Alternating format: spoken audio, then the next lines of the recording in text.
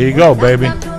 This is Korea singing the Bobby Lee direct from the Comedy Store last night. Yo, man. What's up, baby? Thanks for having me on, man. Please, thank you for asking me last night. I had to beg you to get on your show. It's embarrassing. I don't want to bother people. What you know, do you mean? You're always such a free spirit. I'm a dreamweaver, dude. But you're so different. This woman has settled you down a little bit. Oh, I'm dating. I didn't want to throw you off. Yeah, I'm dating a jungle Asian.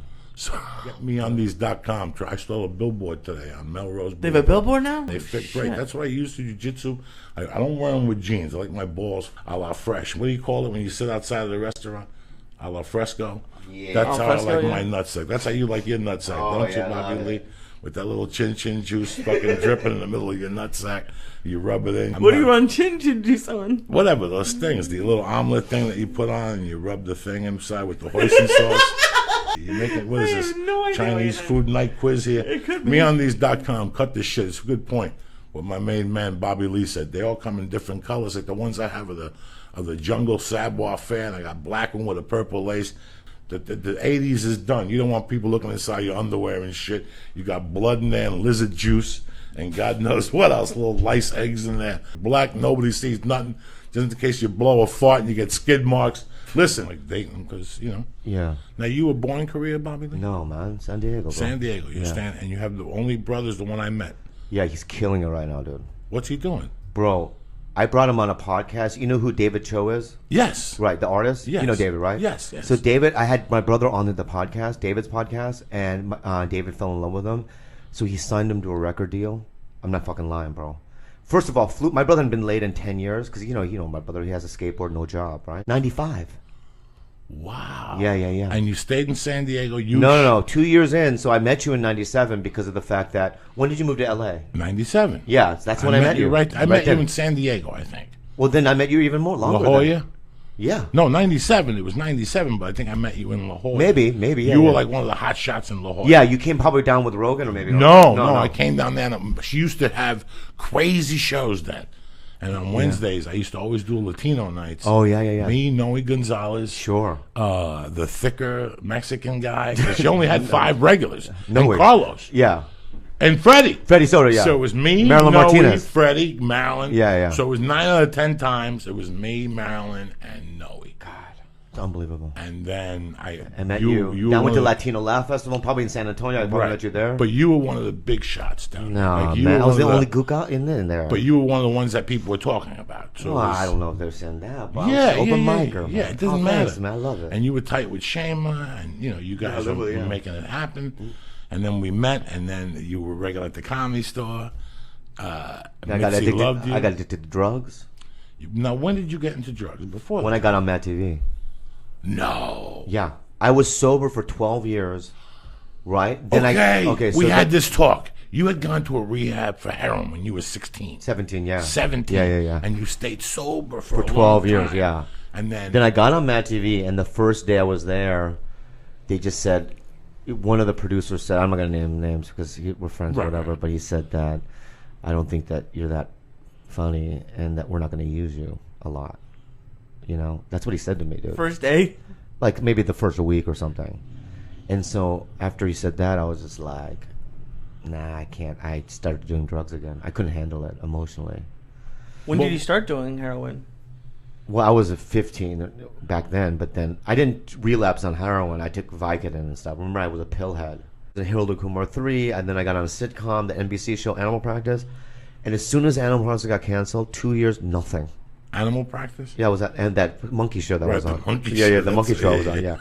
I was on a monkey show, and the monkey... Dude, the monkey... He's at about 400 milligrams of THC, so... Dude, you can't choose who you work with. When you show up and they go, there's a monkey on it, you got to go, you can't go, I don't want to do it. And there was there was one scene where literally it's close up on my face in the back of the monkey's face. And I did a take that was perfect. And they go, the monkey moved its head. They're impossible to work with. One time I turned around, it was literally going, it was touching its little vagina. Going, did it smell? I don't know if it smell. Not the vagina. Monkeys stink. Like when the monkey came in the room. Yeah. It smelled like a horse came in. It's also like a hot chick, right? So as soon as a monkey walks in, it's like all the attention goes toward the monkey. You At one of the supermarkets, but he's still tatted up and he got a motorcycle. And yeah, you got to be careful. All right. If you see 8 Filipinos, one of them has a machete. Yeah. Definitely. You go to their parties, they're the best parties. These people that, oh my God, Studio 54. You go to a Filipino party, you eat a raw bird, and they take you for $100. It's amazing. They gamble, and you get 19 of them. Look at Pacquiao. Remember, he had 3 apartments filled with Filipinos. Yeah. Filled. They like being together. When you go see one, 19 are close by. I heard like the church he goes to in West LA is always packed. Packed. I went there. Yeah. Sacred Heart on Sunset Boulevard. I go there on Wednesdays. Yeah. I did this movie. Oh, it was you? Yeah, it was I you. did this movie with the old guy from Scarface, and he was really Catholic. And one day he comes to me. He's like, "Hey man, I need to ride to church on Wednesdays because I can't drive." He had like those things in his eyes where you can't see. He's So blind. Nah, a little bit. Astigmatism, I think. Cataracts, one of those. Okay. So I would drive him to church.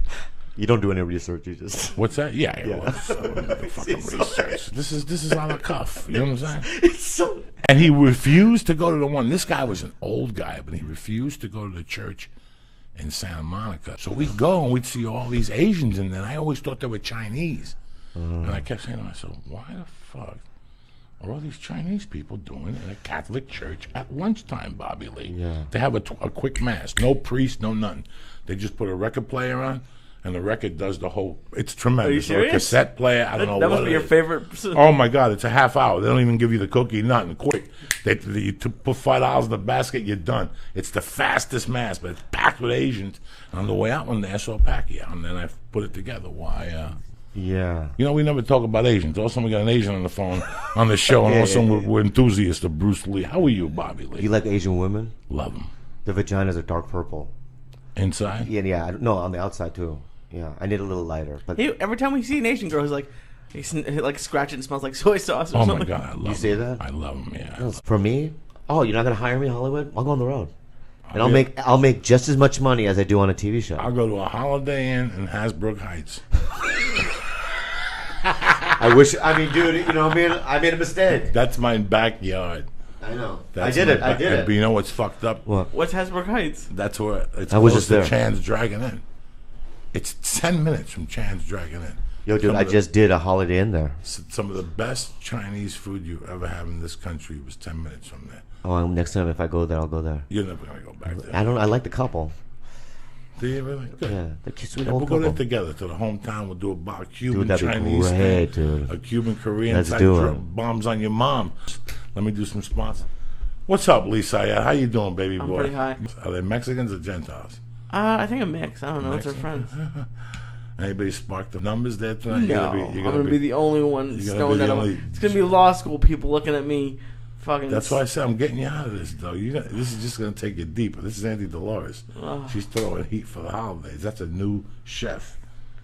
No, when we were driving home from the Laugh Factory and Unbelievable was playing, and I was higher than like twice as high as this, and you were just beeping for like the entire song. The entire Like, song. dun, There were dun, people dun, in the dun, dun. 710, Just all was- of those was beeps.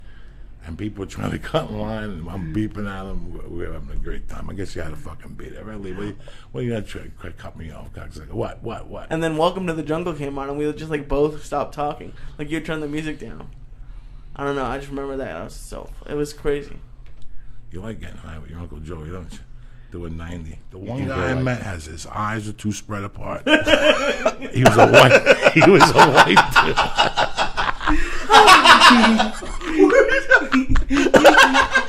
You were thought about that for way too long. No, I swear. Yeah, to God. googly eyes, fish eyes. I call them fish eyes. Like that comic Mark Ellis, he's got googly eyes. Right, but I the can't even one look we at his saw, the one we saw last week for the dog movie was the worst. He was like an old guy with like a hat, and every time he'd sit down at craft service, people would just get up and walk. I got out on a Sunday. I woke up in Beaumont, Texas, and I made Pete, the owner of the lap stop, take me to Intercontinental, and I got room service and all that Houston food. And I swear to God, by Wednesday, Thursday, I went to my buddy's house, who was an attorney. I stayed with him, and I still couldn't talk. Like I didn't. Why'd you take that many? Because I had him. Ah, you had them. Do you follow me? Yeah, I went get to it, Houston. yeah. I got to Beaumont on a Thursday, and I asked Because normal people would maybe give them out, but no, they have to take it. Bobby, you've been there. I know. We've been there, where know. it's just I went down there to get blow in Beaumont. I was doing the weekend at Beaumont, and I went to get powder, and there was no powder. But I go, what does the guy have? And he goes, he got Valium. You know what? I don't like Valium, but give me 30 of them. You know, because I knew in those days, I knew a couple comics who liked them. Yeah. Again, They're the best. you buy them for your comic friends. You know, even if I took 5, I'd still give away 20, and I keep 5 at the house for those nights when I got dead dick, and I want to get my dick or whatever. You know. And I went down there and I had him. I never forget this. I had him in a brown bag, like a brown bodega bag. You know, like a beer can bag. Yeah. And I had him in there, and I would just keep going in there and eating them. But the Friday was sickening because I had no weed. So I had no weed either. So I was eating the Valiums. So I started like at 7 in the morning. Valiums only burn halfway. The rest go into your fat. I was 400 fucking pounds. They were all over and I kept popping them. You know. And you had to perform that way? I went. I got on the floor the first night and did my comedy on Mitch Hedberg on the floor. You did it lying down? Yeah, it's Josh Wolf. It was people knew. Then Saturday I kept eating them, and then the coke came. Then I mixed it with Jägermeister, and I just went. And then there was a little hot freak that was at Beaumont. We started talking, and she was going to drive her boyfriend home and come back to the hotel. So we was going back and forth. Then she showed up, and she put a bikini on in the room. Then I ran out of blow at like 7 in the morning, and I called my friend's younger brother. He came and got me and took me to like the worst part of Beaumont, where there's no Latinos, no Mexicans, no Chinese. It's just white people that hate everybody. And they took me deep into a cabin, and we bought an 8-ball. It was the best blow I ever did. It was mixed with hatred. You could tell it was cocaine cut with hatred, though. No, you're a good guy, dude. Don't be offended, man. I'm not offended. I love you, Bobby. You're always nice to me. I want to thank Kevin for putting the studio together. Nice place right here, man. It's very nice. Yeah. It's walking distance. It's new. There's new spirits in here. We got the turntable. Manager Saturday comes up and goes, here's a note. And some dude called in during the day and said, here's my review on Bobby's set. Right? So he put, he's disgusting. I have it on my Twitter, actually. I'll read it to you. Oh, sorry. First of all, you don't give that to the comic, do you? No. A review? You just let it go, right? I was going to kill myself. myself. The owner or the manager? It was the manager. He was new, and then the manager, the owner, Nick, yelled at him. You know Nick's a good dude. Nick's a good dude. He's one of my favorites. He's like 75 years old. This guy's out there wrestling Puerto and he's Rican. Strong, yeah. Give feedback on Bobby Lee's show. Found him to be very obscene, crude, and tasteless. Very nice. Those are good words. Yeah, but you're a comic. Yeah, but dude, it's like, why would you call during, to put the time in to do that? And someone wrote it down at the club. Somebody wrote it down at the club. Why would you write it down? And then why would you give it to me? Like here, you know what I mean? It's like it hurts your feelings. You still get your feelings hurt, dude. Like last week, I was in Irvine Improv, and 12 women got up and just walked out. 5 minutes of my set. Do you know why? Why? Because these are 12 women who met at a support group because their kids all have Down syndrome. And my first 3 minutes were about Down syndrome. And so they got up and left. Did they yell? No, but then they got their money back from the club, and then the manager tells you after the show, and it makes you feel like shit. It's like, I don't have anything against their kids.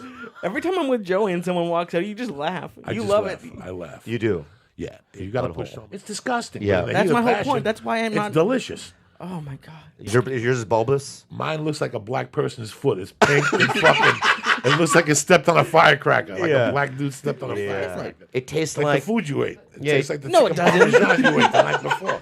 It's only brown now with the taste of intestines. That same chicken cordon bleu you eat at night tastes the same. Fuck. It's a steak I ate at Ruth's Chris. It's only brown and with the taste of intestine and grass. That's what it tastes like. Do you go down on your girl? Absolutely. You do? Absolutely. And you don't travel south? Nope. So you that DMZ line, you just stop there? I look at it? Of course, you look at it because it's there, but it's like yeah. What are you gonna do? Not look? It's there. Yeah. Like during doggy, you look at it, but like I'm not gonna stick anything. Go to Dollar Shave Club. You know what's great about the store now, though, is that since you and Joe have come back. No, everybody. It's just listen to what I'm saying. Will you listen to what I'm I'm saying saying- right I'm now? listening, Yeah, I'm giving I'm you a listening. compliment, right? But you have to understand, you came with the new changes, right? Because I've been there since the dark ages. I never left, right? So I've seen it, grow. I've seen it destroyed, and it's better now than it's ever been. When was the first time you stepped foot in? I went to the first time at Hollywood Con, 1996. Wow. Yeah, and I was young. I was a kid. I was scared, and I did a belly room show, and I got a couple of laughs, and I called my mom. Like, I'm gonna make it. It was like I remember one time I was sleeping out of my truck because I was like between places to live, and Jimmy Schubert during the day knocked on my window. I was sleeping in my truck, and he goes, "Hey kid, you hungry?" I go, "Yeah, I'm gonna buy a sandwich." Jimmy Schubert walked me down the street to Greenblatt's, and he bought me a sandwich. Dice did that too a couple of times, and that's why, I mean, people don't like Mencia, and I understand why. But he was very good to you. But Carlos was very good to you, he yeah. bought me a car. Like, I didn't do anything. I was his opener, and he goes, "Hey, dude, here's a car." You know what I mean? It wasn't new. It was his girlfriend's sister's car. But still, it's like they didn't have to do that. You know what I mean? So it's like I have had that relationship with Carlos. You know what I mean? But the whole time when I was opening for him, yes, you saw that he lifted bits. You know what I mean? But I would defend him because of the fact that he did so much for me. I was so poor. And the agent that I have now is because of Carlos. I'm still with Matt, and it's like, I am loyal, and when that shit went down, I was divided because I love Joe Rogan. Joe Rogan and I are very good friends. I love him. I'm friends. I've been to his house. I love the guy. He's a great guy. But I was caught in the middle of this war. It was the worst 2 years of my life, seriously. Because when that video came out that Joe exposed Carlos with the Bill Cosby thing, do you remember that? Yeah, you looked very uncomfortable. Yeah, I was in that video. So then you know what he did? Carlos made me do a rebuttal video. So because I remember Mad TV was right next to Mind of Mencia. And it was during the last couple of years of Mad. And he caught me on set, right? His brother and Albert, they sat me down and they go, "You're going to do this rebuttal video that he doesn't steal." And then when that went out, oh my God, I had death threats for a year. From comics. That was his number then. Oh, yeah. Six. Yeah. That's how long Wow. I've known Carlos for. I still remember his number in my head. I used to call him up and ask him for help. I felt bad. Remember we were in the Latino Laugh Festival, you and I, in San Antonio? We had no money. No money. You and I had no money. And his manager took us out. Yes. Where is he? Worthy Patterson. Yeah, he's still around. Is he around? Yeah, his kids are grown and stuff. I think he works for another bigger management firm. I don't know how well he's doing, but yeah, Worthy bought us meals because we couldn't eat. Couldn't eat. Because all the Amy Schumer stuff. Mm-hmm. Another allegation came out today. And I was sitting there thinking to myself, Who was the alligator? somebody, she stole another sketch for his show. Oh, yeah. I'm sitting there going, I still remember when somebody came to me and said to me about Carlos. And they said a couple of things they wanted to do to him. And I said, listen, you're not going to accomplish nothing with smacking this kid. I'll never forget this. I said, what you need to do is let him do what he's doing, and eventually he'll kill himself. And I didn't mean it in a bad way. Because I'm a thief. I'm a real thief. I know what it is to put a gun to somebody. I know what it is to break in somebody's window. But I would never rob somebody's joke. I knew the price I paid when I was thieving. I know the prices I paid. I could name 20 of them, the price I paid. So you always pay for your sins. When I first started in the business, the biggest Joe thief on the world was Robin Williams. Mm-hmm. Everybody told you, even when I started in 91, that was the biggest thing people would tell you. Yeah. It's something that's really weird. I'm going to ask Bobby Lee a question. This is going to be the weirdest question. Bobby Lee, if tonight, God forbid, and this is a big God forbid, you're on your way to heaven. What? And you made your decision. No, I'm just saying. Like if I kill myself? If I die, no. If you never die. killed yourself. Let's pretend if I die. And I think of this whole comedy game on the way up. Yeah. And what I really got from comedy game, it wasn't the audiences, it wasn't the money, it wasn't the ability to make people laugh. To me is what you said, when somebody did give you a car. When my car broke down in Nebraska and some girl picked me up and gave me a ride to the gas station and stopped and bought me food. When Bobby Lee gave me $100. I went up to Bobby one night and go, Bobby, I'm broke. And he gave me $100 out of his pocket. Never asked me for it. Joe Rogan, who hated cocaine. A couple nights it got to the point where I needed money. I go, Joe, I need money. He go, and he'd give it to me. Ralphie May. You know, the people who take care of you without you even asking. He gave you a car. There's so many great lessons I've learned from comedy. You don't get there by yourself. Never. It's impossible. Never.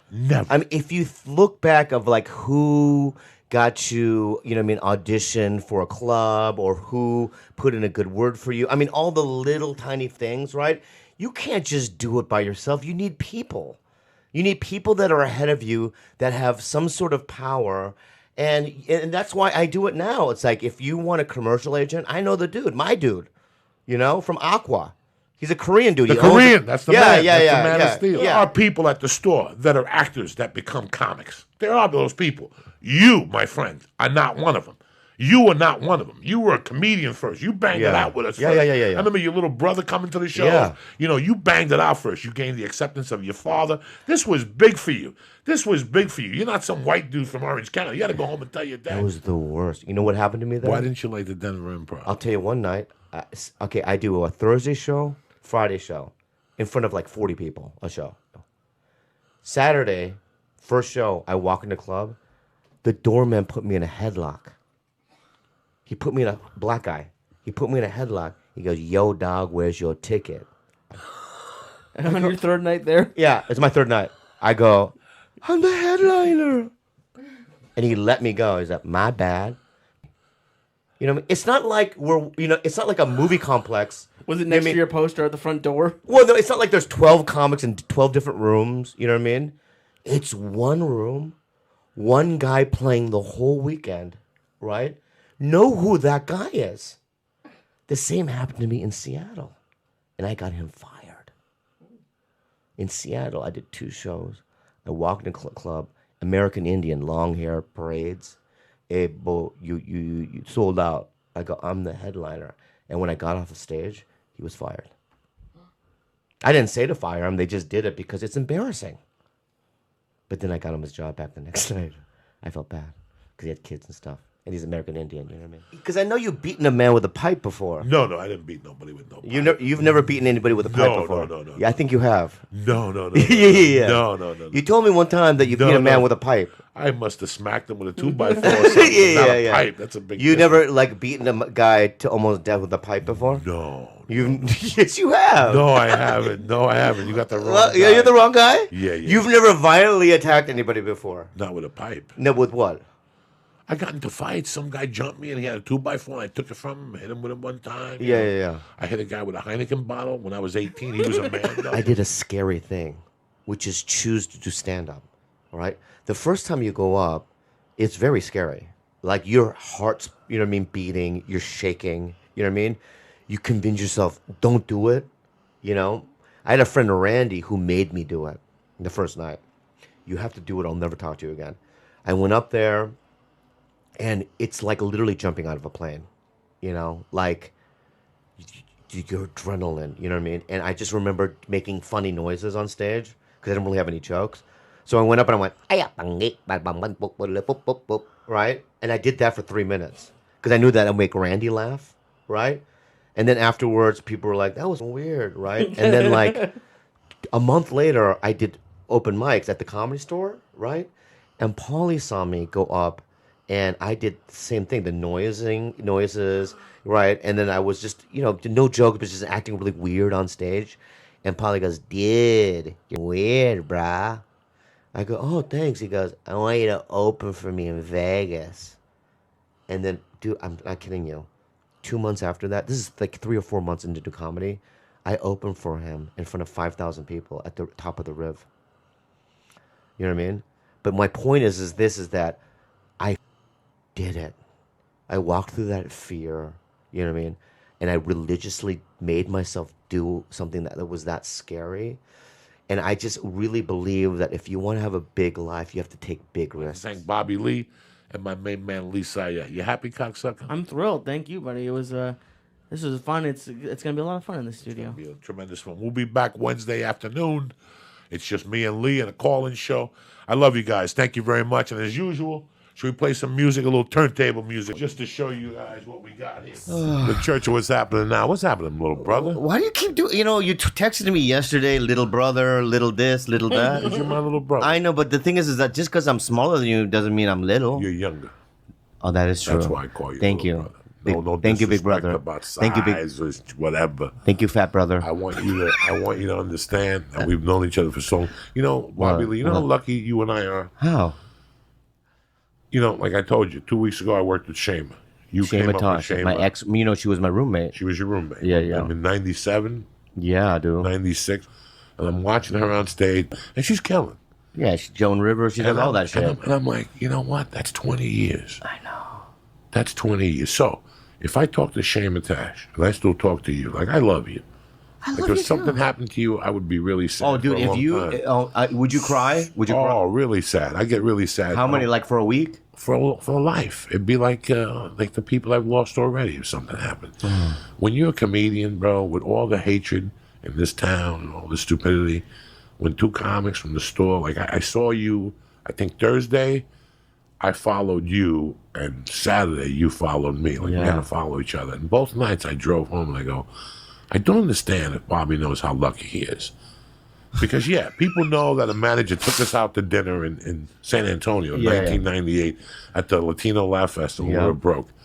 But to know that it's been 20 years that we're still in the game, to know that we're still relevant, that we still get spots at the store. Yeah. Have you ever thought about that you still get spots at the store? Like, Well, I think in my case, dude, I'm kind of like a weasel, bro. I'm kind of like a cockroach. I know how to like get into other people's worlds, but I do it in ways like either through guilt or sadness. I'm a trickster. You know what I mean? So it's like when I wasn't getting when Adam first took over, I wasn't getting a lot of spots, and then I just kind of got sad. I wouldn't talk to him for like a week, and then but I do little tricks like that. how many spots do you get a week? I get every night. Every night. Do you perform anywhere else but the store? Yeah, I play at Laugh Factory sometimes now, but like mostly at the store. But your heart's at the store. Dude, I'm telling you right now, dude, that if the comedy store's closed, I wouldn't know where to go, bro. I would be dead. You wouldn't switch governments and go to an improv, or I mean, I would do sporadic spots there, maybe, but you don't.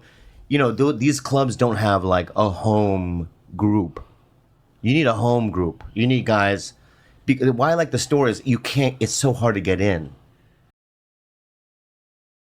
the house in the neighborhood is safe. Everything's safe. You would have to tear the house down and build a new house. But the property... Yeah, communicating with the dead and stuff. Now you're getting into stuff. No. Don't I say I want to communicate with nobody? Listen, you're talking about the wrong dude. No, but you want to... What are you going to do? I would like to buy that house. That house meant a lot to me. I know, but the thing is that no matter what you do with the house, you tear it down, you wipe it out, you build something else on there, the spirits are still there. You believe that? Yeah. Okay. It's not in the wall. It's not in the concrete. What makes you believe that? Just I'm not doubting you. I'm not arguing with you. Because we're dealing with a different plane, my friend.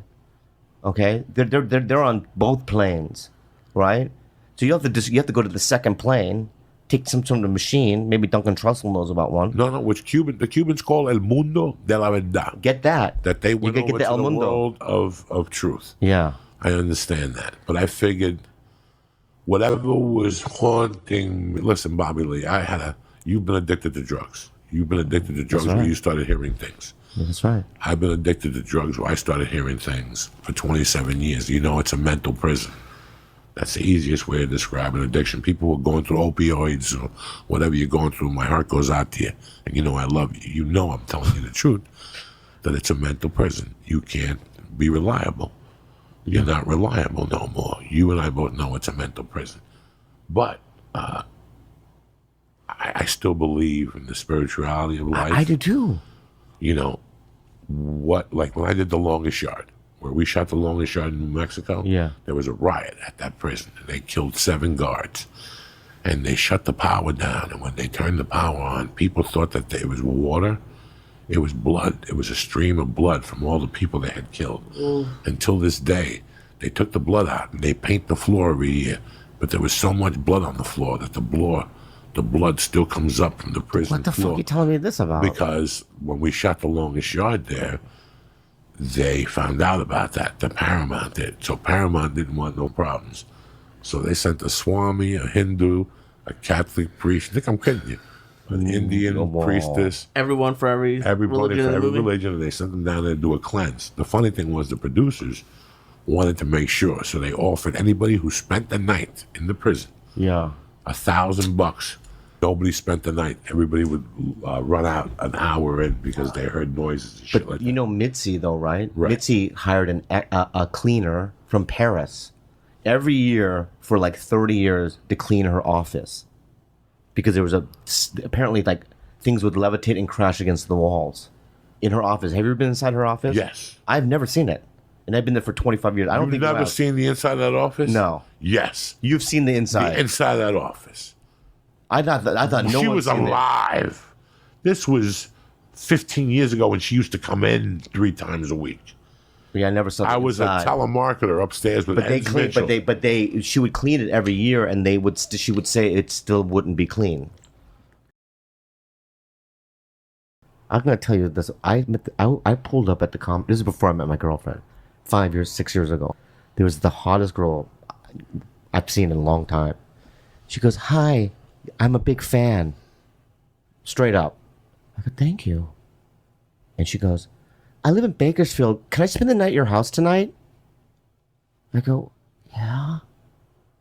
She comes to my place for a week, right? It was a gift from God.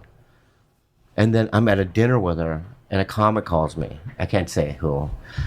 And he goes, "Hey, dude, that girl you're with?" I go, "Yeah." He goes, "Don't bring her around tonight. I'm bringing my girlfriend." I go, "Yeah, but she's with me." Right? I hang up the phone. I look at her. I go, "Who else have you fucked?"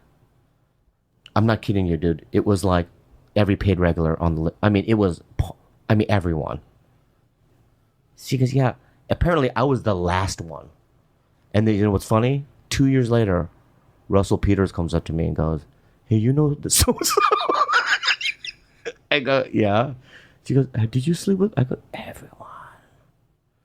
That's why you can't hang out with girls that hang out at comedy clubs. Everyone's been inside that. Why are you looking at me like that? I just had this conversation with a different friend of mine about this same topic. Yeah. About a friend that we had, and she called me and said, "How's she doing?" I go, "I haven't spoken to her in years." I go, the last thing she probably wants to do is talk to a comic. Go home tonight, and your project for the next 2 weeks is to grab a notebook and who you follow and the people you have learned from in there. Okay. From Eddie Murphy to Martin Lawrence. Lee, are you okay? Yeah. He's fine. Yeah, but you just seem like you're drifting in and out of our. That's what he does every day. Don't I know, worry but about it. you looked over there, and then you started thinking about something, and He's then my little retarded. Yeah, but he's not. nephew. Are you retarded? No, he's just high. No, I haven't gave been some- tested yet, but I think I'm okay. I gave him some tranquilizers. Don't Yeah, but worry about you're all googly eyed right now. You're it. Yeah, I gave him 100 milligrams. He's fine. Yeah. He's a good man, but it's just weird, and it's great though. The other night I walked in, and I'm watching you, and like I said, I just saw Shama. I did not know you were going to be on that show. I just needed a spot. I wanted to get out of the house, so I called him, and there you were, and I was laughing. And that night I drove home, and I'm like, this is amazing. I don't know if he knows how lucky we are.